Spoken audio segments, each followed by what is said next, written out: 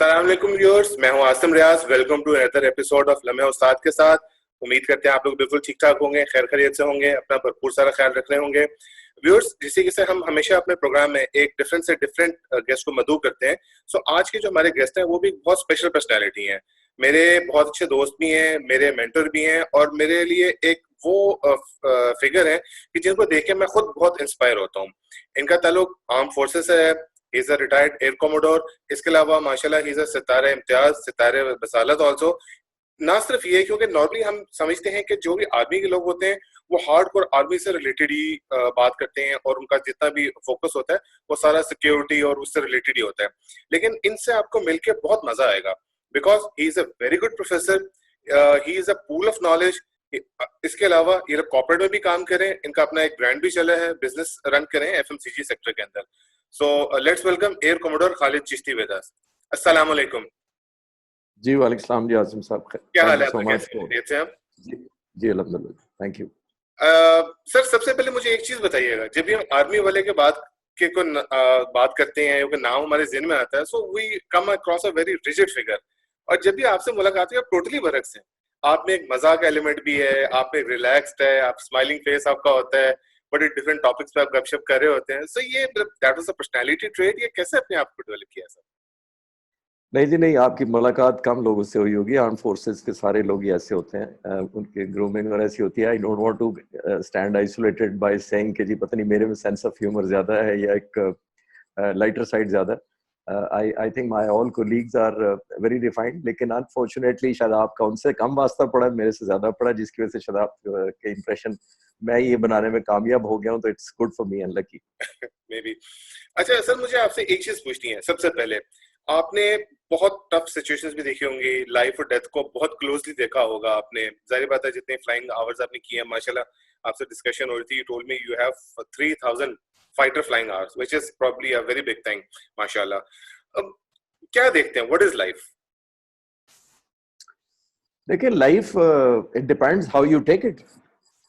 आई always say कि देखिए, इंसान में और दरख्तों में और जानवरों में एक ही फर्क है। दरख्त और जानवर जो है ना, वो उनके एम्बिशंस नहीं होते। सही। इंसानों के एम्बिशंस होते हैं, उनका टारगेट होता है। मैं हमेशा कहता हूँ कि only the trees don't change their postal address in their life. जिस दरख्त को आपने आज लगाया है, 100 साल बाद जाएंगे वो वहीं खड़ा होगा। ओके। लेकिन इंसानों के साथ ये नहीं है। और जानवरों में भी हालांकि मूवमेंट की ऑप्शन अल्लाह ताला ने दी है, भाग दौड़ा, शिकार करते हैं, खुराक करते हैं, खाते पीते हैं, जिंदा रहते हैं, रिप्रोड्यूस करते हैं। लेकिन उनमें भी एक चीज मिसिंग होती है जो अल्लाह ताला ने हमें दी है, और वो होती है एम्बिशंस एंड प्लान्स। तो लाइफ, आई थिंक हमारी लाइफ जो हमें डिफरेंट करती है, दूसरों से मुमताज करती है, जानदारों से, वो सिर्फ और सिर्फ ये है कि हमारे एम्बिशंस होते हैं। जो शख्स ने अच्छा अपने लिए एम्बिशन टारगेट कर लिया, सिर्फ सेट नहीं कर लिया एम्बिशन को, उस पर अमल दरामद भी किया, वो स्टैंड आउट करता है दुनिया में। वरना बहुत सारे हमारी जिंदगी में ऐसे लोग आप मिलेंगे जो जिंदा हुए, दुनिया में आए और जिंदगी गुजारी एक और चले गए। एम्बिशन नहीं था, अपॉर्चुनिटी भी नहीं थी, प्लान भी नहीं उन्होंने किया, और वो सबसे बड़ी बात है, उस लाइफ के लिए कमिटमेंट भी नहीं थी। बिल्कुल सही। सैकड़ों हजारों लोग ऐसे हैं जो टारगेट सेट नहीं कर पाते, और वो बिल्कुल विदाउट एम्बिशन एक जिंदगी गुजार रहे होते हैं। सुबह उठते हैं, एक रूटीन है, उनका एक टारगेट नहीं होता, उसके लिए फैसिनेशन नहीं होती, उनके लिए काम नहीं करते। सुबह उठ के बिस्तर से जल्दी से इसलिए नहीं उठते कि मेरे पास इतनी 10 चीजें मेरी लिस्ट है काम करने के लिए, वो इसलिए उठते हैं कि मैंने उठना है, और वो इसलिए दिन गुजार रहे होते हैं कि मैंने दिन गुजारना है, लेकिन वो एक पर्टिकुलर टारगेट के लिए काम नहीं कर रहे। तो लाइफ ये हमारी और जानवरों की, और जैसे मैंने अर्ज कहा कि दरख्तों की जिंदगी में सबसे बड़ा फर्क यही है कि हमारी जिंदगी में एम्बिशन होते हैं और प्लान, और हम में से विदिन हम इंसानों के अंदर वो बंदा कामयाब होता है, वो शख्स कामयाब होता है जो अपने एम्बिशंस के लिए काम और जद्दोजहद करता है प्रैक्टिकल बेसिकली। अच्छा खालिद, मुझे एक चीज बताइएगा। बच्चों का एक ख्वाहिश होती है जी हम जहाज में बैठे, उड़े, हवा देखें, ऊपर से नजारा देखें कि कैसी लगती है दुनिया। उसके बाद आप, you are one of the lucky people जिसने पाक आर्मी ज्वाइन कर ली, एयरफोर्स ज्वाइन कर ली। उसके बाद आपको माशाल्लाह हर तरह का जहाज उड़ाने का मौका मिला। सो खुशी का लेवल इंक्रीज होता गया। इन सारी चीजें अचीव करने के बाद, सारी मरहलात गुजरने के बाद, अब आपको क्या लगता है, what is happiness? Happiness is a relative term. आप खुद सेट करते हैं अपने हैप्पीनेस के स्टैंडर्ड्स। जो आपने कहा कि मैंने जिंदगी अल्लाह ताला ने बड़ी मेरी इज्जत से गुजारी, देखिए रिटायरमेंट के बाद मेरे पास इतना कुछ था अल्लाह ताला का दिया हुआ कि मैं आराम से जिंदगी गुजार सकता था। बट आई थॉट कि ये मैं जिंदगी अपनी जो है मेरी दुनिया से रेलेवेंट नहीं होगी, मैं ज्यादा जिंदगी पे एक बोझ हूँ। बोझ इसलिए होऊंगा कि मैंने अपनी कंट्रीब्यूशन जो भी आप एयरफोर्स में कह रहे हैं वो दे दी, और उसके बाद जितनी मेरी जिंदगी जाएगी वो खुदा को पता है, और वो मैं ऐसे गुजारूं कि मैं एक जिंदगी दुनिया के ऊपर एक लाइबिलिटी के तौर पे गुजारूं, क्योंकि मैंने गुजारनी है, और इतने महीने, घंटे, साल जितने मेरे लिखे गए हैं अल्लाह ताला की तरफ से, वो जिंदा रहना। तो जिंदगी ये होती है, खुशी होती है कि आप रेलेवेंट रहें और जिंदगी के साथ, जिंदगी में अपनी कंट्रीब्यूशन या पे बैक हर वक्त जितना आप जिंदगी से खुद ले रहे हैं उतना वापस भी करें। खुशी ये होती है। मैंने जो आपने शुरू में कहा, और मैं बहस करता चलूं कि मैं मुख्तलिफ यूनिवर्सिटी में जो पढ़ा रहा हूँ, अपना बिजनेस कर रहा हूँ, अगर मैं कुछ भी ना भी करता शायद तो मेरी उस सेंस में जरूर, फाइनेंशियल सेंस में जरूरत नहीं थी। बट आई थॉट कि अगर मैं नहीं करता तो उसका मतलब ये है कि मैं काउंटडाउन मेरा शुरू है, एवरी डे कैलेंडर पे मैं क्रॉस करूंगा, मेरा दिन आएगा, मैं चला जाऊंगा। लेकिन जब मैं जाऊंगा तो मेरी फाइटर फ्लाइंग के अलावा मैं अपनी लुक बैक करूंगा तो किस चीज पे मैं प्राइड फील करूं, या मेरी जो नस्ल है वो किस चीज पे प्राइड फील करेगी कि हमारे वालिद ने या हमारे भाई ने, हमारी इस तरह चचा ने या ऐसा क्या किया। तो I wanted to be relevant. मेरा हमेशा ये असूल रहा है कि जिंदगी में अगर आप कंट्रीब्यूट नहीं कर पा रहे और अगर जिंदगी से आप रेलेवेंट नहीं है तो you are a liability basically. So it is better that you be an asset, और एसेट के लिए आपको एक टारगेट सेट करना पड़ता है, और जब आप सेट करते हैं और जब वो अचीव कर लेते हैं तो वो तब आप कामयाब कहलाते हैं। एक चीज हमें याद रखनी चाहिए, ऑलवेज बिलीव कि there is a difference between success, being successful and being significant. मैं पहले भी एक वीडियो में कह चुका हूं कि सक्सेसफुल शख्स वो आमतौर पे वो होता है जो फायदेमंद आपकी कामयाबी होती है अपने लिए या आपके इर्द गिर्द के करीब तरीन लोगों के लिए सक्सेस रेलेवेंट उनके लिए होती है। सही। लेकिन व्हेन यू आर सिग्निफिकेंट, जब आपकी अहमियत होती है तो जिंदगी में आपको अहमियत के लिए काम करना चाहिए कि मैं वैल्यू है, मेरी वर्थ है, जितनी मेरी जिंदगी में कैपेसिटी है वो मैंने इस्तेमाल कर ली है, वो सिग्निफिकेंट कहलाती है। If you are a significant person, I think that makes you proud and that makes you happy. Definitely. अच्छा सर, मुझे एक चीज बताइए, बीइंग अ फाइटर पायलट, आपको जाहिर बात है जब जहाज में बैठते हैं खुशी होती है, एक मोटिवेशन होती है जी I am going to fly.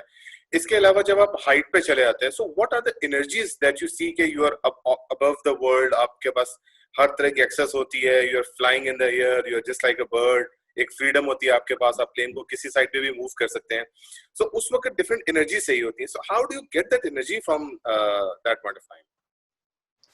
देखिए, वो बेसिकली आपका पैशन से आती है एनर्जी किसी चीज के लिए, चाहे आप टीचर हो, चाहे लॉयर हो, चाहे बिजनेस हो, चाहे बिजनेसमैन हो, चाहे हाउसवाइफ हो, आप कुछ भी हो, जिस चीज का जब आपको पैशन होता है तो आपकी जो स्टेट ऑफ माइंड है वो बेसिकली जो मेंटल फैकल्टीज आपकी उसी तरह आपका दिमाग उसी तरह काम करना शुरू करता है जो आप अपने लिए टारगेट सेट करते हैं। देखिए, जब आप फ्लाइंग करते हैं और पर्टिकुलरली फाइटर फ्लाइंग की जब आप बात कर रहे हैं तो it's obviously very challenging, very demanding, stressful है। डिसीजन मेकिंग आपने जल्दी करनी है, आपने स्टेमिना ज्यादा आपका होना चाहिए, आपकी जैसे मैंने कहा कि आपकी अवेयरनेस आपके इर्द गिर्द इतनी अच्छी और बेहतर और इतनी लेटेस्ट अपडेट आपके पास होनी चाहिए कि मेरे इर्द गिर्द क्या हो रहा है। तो वो ये सारे का सारा क्योंकि आपको पैशन हो पहले होना चाहिए। कोई एक जॉब सीकर जो है ना, जिसको एक नौकरी की तलाश हो, पॉसिबली मैं हमेशा कहता हूँ कि वो एक फाइटर पायलट नहीं अच्छा बन सकता क्योंकि वो एक नौकरी की वजह से बन। लेकिन अगर आपको एक पैशन है और आपको कमिटमेंट है तो आपकी एनर्जी भी होती है, आपके रिसोर्सेज भी होते हैं, आपकी डिसीजन मेकिंग भी होती है। और ऑब्वियसली फिर जैसे आप खुद कह रहे हैं कि आपके ऊपर एक लाजिम हो जाता है कि you are passionate about it. मैं आपको छोटी सी एक मिसाल देता हूँ कि एक बच्चे को फॉर एग्जाम्पल फर्स्ट टाइम जहाज में उसने कभी सफर नहीं किया और उसको पता लगे कि कल सुबह मेरी एक फ्लाइट है, मैं फलां इस जगह से फलां जगह जाऊंगा, मेरा अमेरिका का वीजा लग गया, जिंदगी में मेरी ख्वाहिश थी वहां पढ़ने की तो मैं जा रहा हूँ। वो बच्चा सारी रात सोता नहीं है। बिल्कुल। वो क्यों सोता नहीं है? वो क्यों नहीं सोता? सुबह मैंने जहाज में बैठना है, सुबह मेरा ड्रीम पूरा हो रहा है। आया जिंदगी में हम जब भी अपने लिए कोई टारगेट सेट करते हैं हम इतने पैशनेट होते हैं, हमें अलार्म उठाता है, हम कई दफा बंद करते हैं। इसका मतलब यह है कि अलार्म आपसे आगे है और आप उससे पीछे हैं, आपने वो रोड सेट नहीं किया। दूसरी तरफ मैंने बच्चे की वो एग्जांपल दिया है कि वो सारी रात जागता है कि मेरी सुबह फ्लाइट है और वो कहता है जी मैं तो सारी रात सोया नहीं हूँ एक्साइटमेंट से, क्योंकि उसका एक टारगेट, एक एम्बिशन, एक गोल पूरा हो रहा है और उसके लिए वो काम कर रहा था सारी उम्र के लिए या लुक फॉरवर्ड कर रहा था। हमने जिंदगी में कभी लुक फॉरवर्ड किया अपने पैशन के साथ कि जिस चीज के लिए आप सोए ना आपको अलार्म की जरूरत ना पड़े, आप अलार्म से पहले खुद उठ के अलार्म बंद करें, ऐसा नहीं हुआ। और अगर नहीं हो रहा तो इसका मतलब है जिंदगी आपको ड्राइव कर रही है, जिंदगी के आप ड्राइवर नहीं है। आप ड्राइवर नहीं है। Very true. सर आपकी बात से एक चीज मैं इसको कैरी फॉरवर्ड करना चाहूंगा, बल्कि क्वेश्चन भी है इसी के अंदर आपके लिए।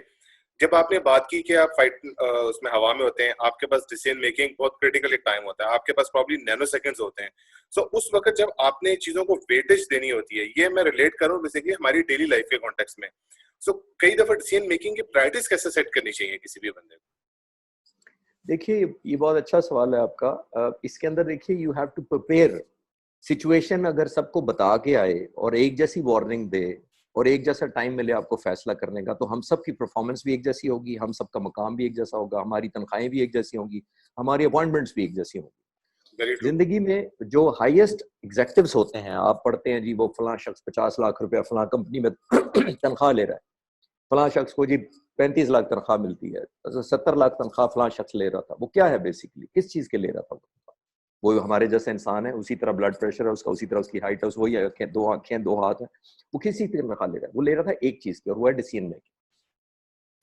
डिसीजन मेकिंग जिंदगी में अब आपने 27 फरवरी 2019 में चले जाए, हमारे फाइटर पायलट से हिंदुस्तान के जहाज मार गिराए। वो भी फाइटर जहाज उड़ा रहे थे, वो भी ट्रेंड थे, हमारे भी ट्रेंड थे। लेकिन जिंदगी में हम, अगर पायलट को ये पता है कि हमारी फाइटर फ्लाइंग के अंदर रनर्स अप कोई नहीं है, रनर्स अप उस कॉम्बैट के अंदर अभिनंदन था, तो अगर हम जिंदगी में भी यही करें कि मैं रनर्स अप चॉइस नहीं है मेरी, तो इसका मतलब ये है कि जो पायलट ने मिसाइल, हमारे पाकिस्तानी पायलट्स ने मिसाइल चलाए, वो स्प्लिट सेकंड में वही मिसाइल हिंदुस्तान का पायलट भी चला सकता था इनके खिलाफ, और वो इनको लग सकते थे। इन्होंने टाइमली डिसीजन किया, तो कोई कहे कि वो तुक्का लग गया या वो ऐसा नहीं था। वो पीछे एक परसेवेरेंस, हार्डवर्क और पैशन होता है, और कई सालों की ट्रेनिंग होती है। वो हम जब कैडेट थे तो हमें ये सिखाया जाता था और लिखा जाता था मुख्तलिफ जगह पे, तो the more you sweat in peace the less you bleed in war. Good. अमन में जितना पसीना आप निकालेंगे, जंग में उतना कम खून बहेगा। बिल्कुल सही। Very true. तो आया हमने जब फैसला करने की जो हमारी इस्तात होती है, वो रातों रात नहीं बनती है। उसके लिए कई दफा आपको पहले जाते जागनी पड़ती है, पसीने निकालने पड़ते हैं, so that you bleed less in war.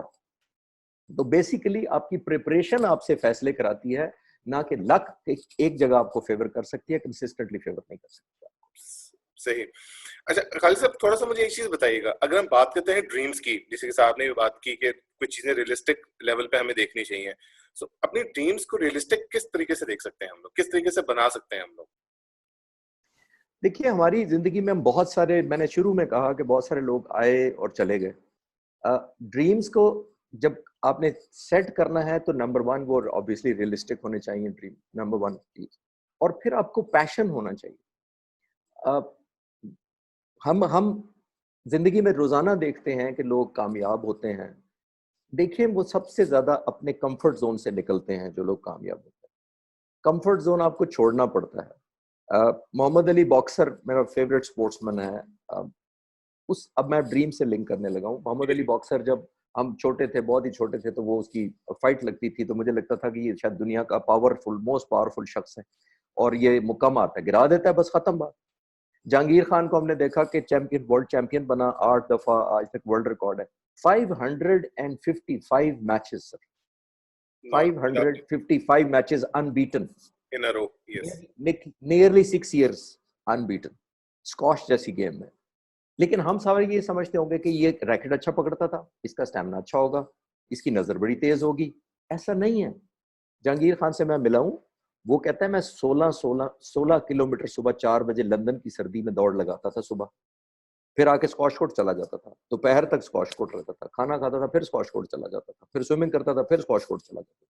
यानी कि जिस शख्स ने अपने लिए टारगेट किया हो वो ड्रीम मीट करता है। मोहम्मद अली बॉक्सर पे मैं दोबारा आता हूँ। उससे एक दफा किसी ने पूछा था और उसने जवाब क्या दिया, बड़ी खूबसूरत बात। उसने कहा I hated every minute of training but I said to myself suffer now and live the rest of the life as champion. Very nice. World champion जो बंदा है 6 फुट प्लस आदमी है, मुक्का मारता गिरा देता है, वो भी कहता था कि मुझे भी ट्रेनिंग के हर मिनट से नफरत थी, लेकिन मैंने अपने आप से कहा कि या अभी सफर करो या बाद में बर्दाश्त करो और पूरी जिंदगी वर्ल्ड चैंपियन बन के गुजारो। तो जो आपने कहा ना एम और टारगेट, जब आप एम और टारगेट रखते हैं, एक और जगह उससे किसी ने पूछा कि तुम कितनी सिटअप्स करते हो, मोहम्मद अली से पूछा, उसने कहा I don't count my situps, I count when it starts to hurt. Count तब करें अगर आपके कंफर्ट जोन में मैं 50 सेटअप करता हूं और मुझे हर्ट नहीं कर रही है और मैं सारी ओवर 50 सेटअप्स करता रहूं, तो मैं मोहम्मद अली बॉक्सर नहीं बन सकता। बिल्कुल मैंने उस कंफर्ट 50 के बाद 70 करनी है, 70 के बाद 90 करनी है, मुझे तकलीफ होगी, मैंने बर्दाश्त करना है, मैंने स्टेमिना बिल्ड करना है, मैंने आगे जाना। जिंदगी में अगर आप कंफर्ट जोन के अंदर 50 सेटअप करते हैं और सारी ओवर 50 करते रहे, तो आप कभी वर्ल्ड चैंपियन नहीं बने। तो वर्ल्ड चैंपियन बनने के लिए या आपने गोल सेट करने के लिए, जैसे मैंने अर्ज किया कि जहांगीर खान अगर 16 किलोमीटर सुबह दौड़ लगाता था लंदन की सर्दी में, क्योंकि उसको टारगेट सेट किया होता था। बिस्तर में सो के अगर 10 बजे वो उठता, 12 बजे नाश्ता करता और 1 घंटा स्क्वाश खेल के सो जाता आके, तो वर्ल्ड चैंपियन नहीं बन सकता था। तो आपको कंफर्ट जोन से निकलना पड़ता है। There are only 2 things that, मैं हमेशा अक्सर लोगों को कहता हूं कि there are 2 pains in this world. दो किस्म की पेन है जिससे आपने गुजरना है। You have to choose one, the pain of regret और the pain of discipline. Pain of regret ये है सूर कि अगर आपने काम नहीं किया, आप सोए रहे हैं, दोपहर को उठे हैं, काम नहीं किया, मेहनत नहीं की है, जिंदगी गुजर जाएगी। 30-35 साल जब आपकी जिंदगी गुजरेगी, आप समझेंगे फलाना मैनेजर लग गया, फलाना वो लग गया, मैं तो कुछ नहीं किया। तो you will have a pen of regret.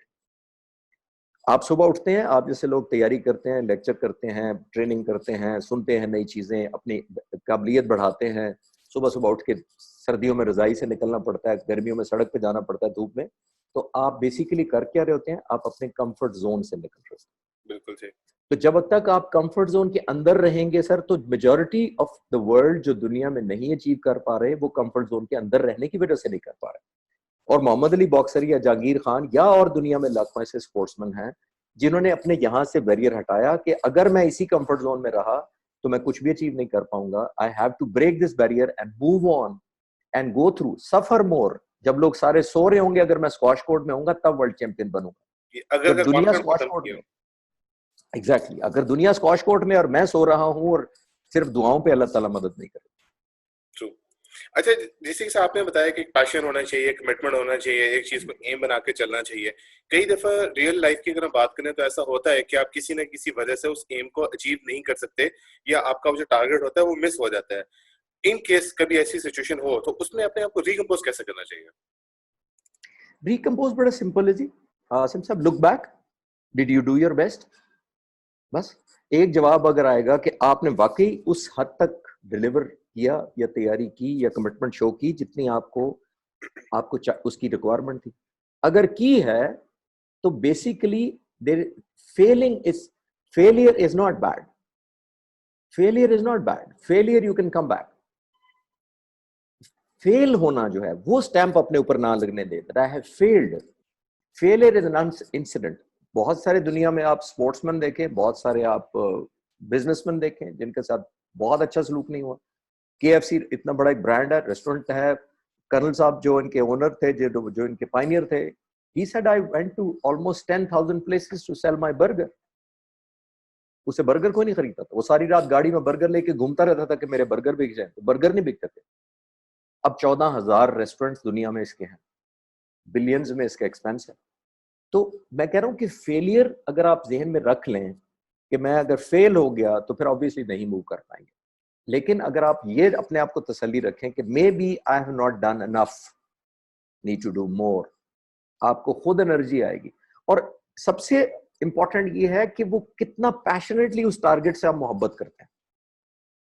असल सिचुएशन ये है, जिस दिन स्टीव जॉब ने एक गराज के अंदर कंप्यूटर बनाया था तो उसको नहीं पता था कि दुनिया के millions and billions of people उसके एप्स या मोबाइल्स या टैब्स और मैकबुक्स यूज कर रहे होंगे। बिल्कुल, उसको नहीं अंदाजा था। ही न्यू इट के नो आई कैन। आप ये देखें, बल्ब इजाद किया था, जब बल्ब इजाद किया था एडी मर्फी, और सॉरी रेडियो इजाद किया था एडिसन एडिसन एडिसन ने बल्ब इजाद किया था। यू नो व्हाट, अब आपने सवाल पूछा तो मुझे वो याद आ गया। एडिसन ने बल्ब इजाद किया तो 10,000 अटेम्प्ट्स के बाद उसने बल्ब बनाया था, कामयाब हुआ। तो किसी ने उससे पूछा कि यू फेल 10,000 टाइम्स, 10,000 दफा फेल हुए हो तुम? उसने कहा मैं 10,000 दफा फेल नहीं हुआ, मुझे 10,000 वो तरीके पता लगते हैं जिनसे बल्ब नहीं बनता। नहीं बन सकता। True. So this is positive. This is positive. It's approach of looking at things. It's the way you look at it. It's the way you look at it. बिल्कुल सही। अच्छा सर, मुझे एक चीज और अपने व्यूअर्स को मैंने स्पेसिफिकली शेयर करनी है कि आपने माशाल्लाह कायद के ऊपर बहुत ज्यादा काम किया और आपका बहुत ज्यादा एक्सपोजर है। So what was the reason कि why did you choose Quaid Azam और इतनी रिसर्च क्यों किया आपने उनके ऊपर? इसकी वजह ये है जी, 2003 में मैं तुर्की गया था। तुर्की में मैंने एक वॉर कोर्स करना था, जब मैं एयरफोर्स में था, अभी सर्व कर रहा था, और 1 साल का मेरा कोर्स था, टर्किश लैंग्वेज सीख के मैंने करना था वो कोर्स। जो 1 साल तुर्की में रहा वो मेरी बड़ी नदामत में मैंने गुजारा आसिम साहब। वो इसलिए कि मुझे लगा कि वो कौम जितनी अपने लीडर कमाल अतातुर्क की इज्जत करती है, शायद कायद आजम का बहुत कम, हम इंसाफ नहीं कर पाए। अच्छा। तो मैंने ये तहैया किया कि वो कौम, आप यकीन करें कि जो तुर्की में रह के आए हैं, जो विजिट करके भी आए हैं, वो मेरी बात से एग्री करेंगे। वहां पे लगता है कि कोई बिल्डिंग मुकम्मल नहीं हो सकती अगर अतातुर्क की तस्वीर नहीं लगी, चाहे वो होटल हो, चाहे वो रेस्टोरेंट हो, चाहे वो स्कूल हो, चाहे गवर्नमेंट बिल्डिंग हो, इवन घर हो। मैंने पीछे कायदे आज़म की तस्वीर लगाई हुई है। आधे लोग समझते होंगे यार बंदा तो सियाना लगता है लेकिन थोड़ा जहिले हो है। घरों में कल्चर नहीं है हमारे कायदे आज़म की तस्वीर लगाने का। वो तुर्क लोग जो हैं वो अपने लीडर को इस हद तक चाहते हैं, हद तक। तो वहां मुझे बड़ी नदामत हुई कि और सबसे बढ़ के आज़म साहब, उस कौम के पास अपने लीडर की सैकड़ों हजारों तस्वीरें हैं, जो मुझे लगा कि बुरी तरह हमारी डेफिशिएंसी, हमारे पास चंद एक तस्वीरें हैं। तो मैं वापस आके 2004 में मैंने तहैया किया कि मैं कायद आज़म की सिर्फ तस्वीरें ढूंढूंगा पहले, कि जो मैंने सुना था बचपन से कि मोस्ट वेल ड्रेस्ड और मोस्ट हैंडसम आदमी थे अपने टाइम के। तो मैंने फिर कुछ 7 साल तक, जब मैं सर्विस में ही था, इजाजत लेके मैंने फिर तस्वीरें ढूंढी। जो वो ढूंढी तो कोई और बड़े, क्योंकि माशाल्लाह आपका प्रोफेशनल मीडिया से बहुत ज्यादा है, तो मेरा क्राइटेरिया था कि इतनी बड़ी तस्वीर होनी चाहिए, हाई रेजोल्यूशन, हाई पिक्सलेट्स की। तो जब वो मिली तो वो बड़ी भट्टी पुरानी थी, कोई जंग लगा हुआ था, कोई बारिश ज्यादा थी, और जिस तरह था, फिर मैंने सोचा कि जब तक ये ट्रीट नहीं करूंगा तो कोई देखना नहीं चाहेगा। फिर मैंने खुद फोटोशॉप और कोरल ड्रॉ सॉफ्टवेयर 2 सीखे, यूनिवर्सिटी के 2 स्टूडेंट हायर किए, 3 साल लगा के उनको तस्वीरों को ना सिर्फ ब्लैक एंड व्हाइट में रिपेयर किया तस्वीरों को, बट के उनको फिर इमेजिनेशन से कलर किया, सो दैट नई यूथ कनेक्ट कर पाए। और वहां से फिर मैंने सोचा कि अगर ये कलर तस्वीरें कर लिया, अब मैं क्या करूं।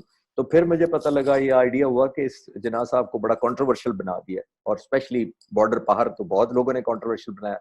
तो मैंने फिर दुनिया के लीडर्स के ट्रिब्यूट इकट्ठे किए जिन्ना साहब के बारे में।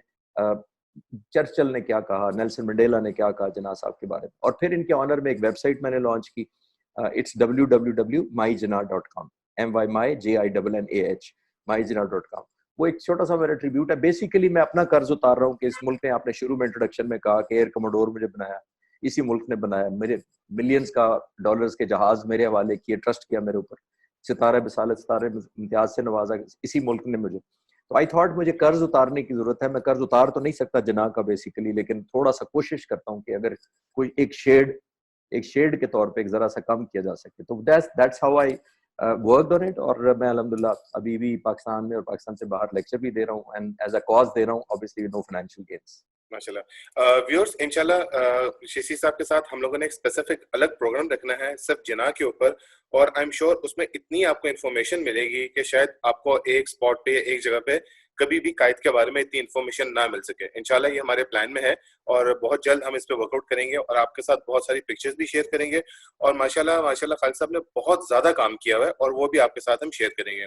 खालिद साहब, हमारे प्रोग्राम का टाइम थोड़ा रह गया है, कोई मैसेज देना चाहेंगे हमारी ऑडियंस को इस वक्त? चूज टू बी एक्स्ट्राऑर्डिनरी जी। जिंदगी सिर्फ गुजारे मत। जिंदगी बहुत महंगी है। Every day has to be better than the previous day.